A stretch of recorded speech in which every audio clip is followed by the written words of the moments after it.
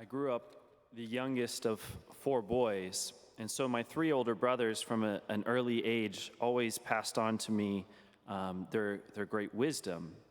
And one important piece of wisdom they always passed on was if God or a genie or a wizard or any sort of magical creature ever offers you a wish or maybe even three wishes, the first thing that you always want to do is to wish for 1,000 wishes, or even better yet, to wish for an infinite amount of wishes. And this was clear logic to us as small children. Even then, we knew that just one wish was probably going to satisfy us for a little while, but we had watched enough movies and read enough books to realize that eventually we would become sort of tired of just that one thing that we had wished for.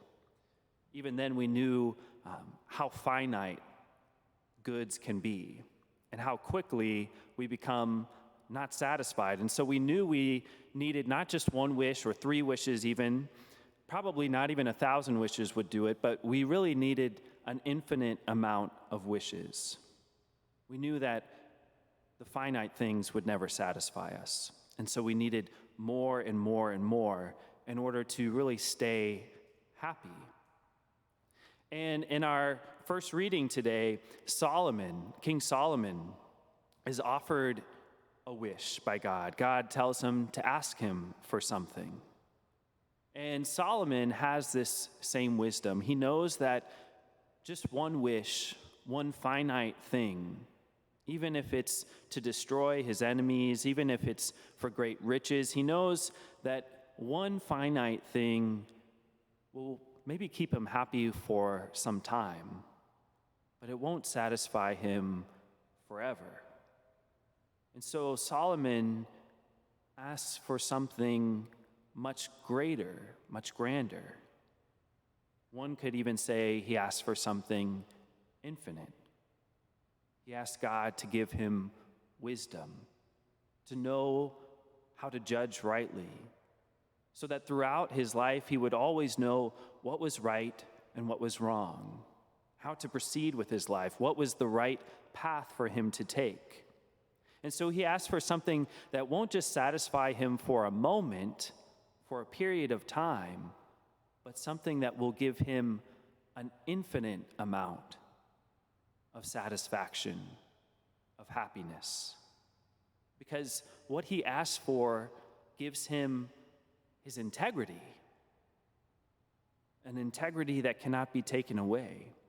What he asks for is something that keeps him in good relationship, in right relationship with himself, with others, and with God.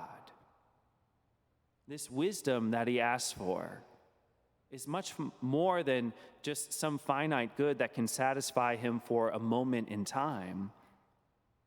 But what he asks for is something that will give him a good relationship with the infinite God forever.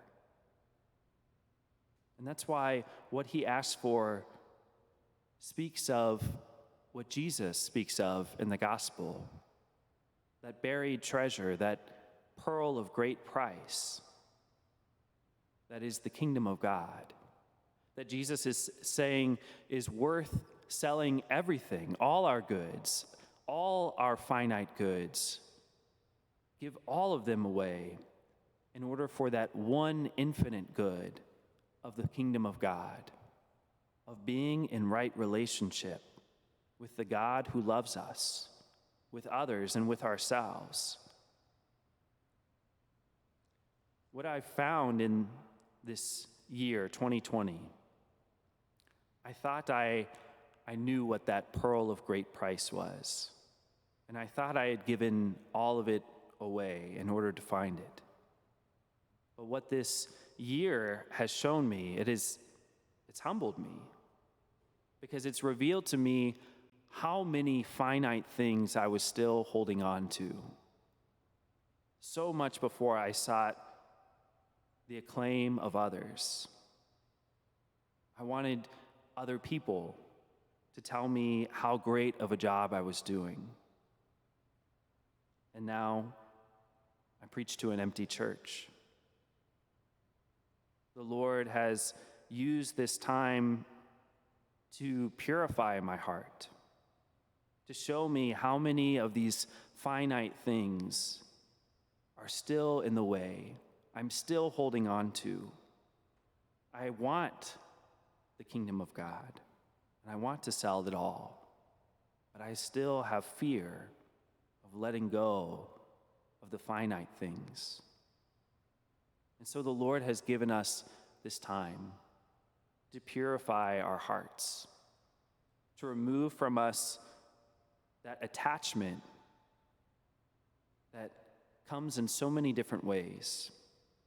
It comes from material goods, it comes from our job title, or what school we got into. It comes from seeking the acclaim and the affirmation of others and leaving behind the desire to really only know the love of God.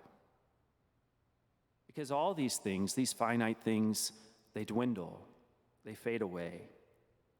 They may shimmer brightly for a moment, but soon they leave us even more hungry than we were before, because there is a longing deep within us, and it cannot be satisfied by any finite good, whether it be material or be the acclaim of others or be our own pride.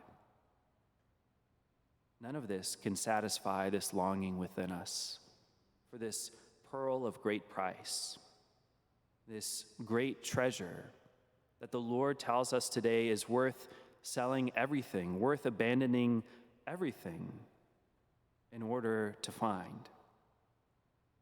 We have to abandon our citizenship in this world if we are to find our place in that kingdom. And that kingdom is worth going towards, because in that kingdom is the infinite love of God. Being truly in relationship with Him who loves us beyond all telling, Him who loves us even in spite of our faults and our failures and our weaknesses. He who loved us when we didn't even know Him, and we surely didn't love Him. But He gives us this place, this kingdom, the one we long for, a place where we no longer have to hope or wish for 1,000 or an infinite number of wishes just to get us along in life, but rather a place in which we are truly satisfied because we are loved fully and completely. It is this kingdom that our hearts long for and is the only place that will truly satisfy us. And so we have to abandon the things that we thought could satisfy us. This is difficult to do because these finite things are in our control.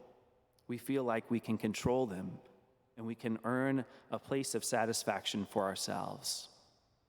But instead, we end up even less satisfied because we are not meant to be in control. We are meant to surrender to the one who loves us beyond all telling. And so we use this time of quiet, this time that can be lonely, but the Lord is not calling us to loneliness, but to solitude, a time with Him, a time away from the many distractions and busyness of the world that we so often have lived in.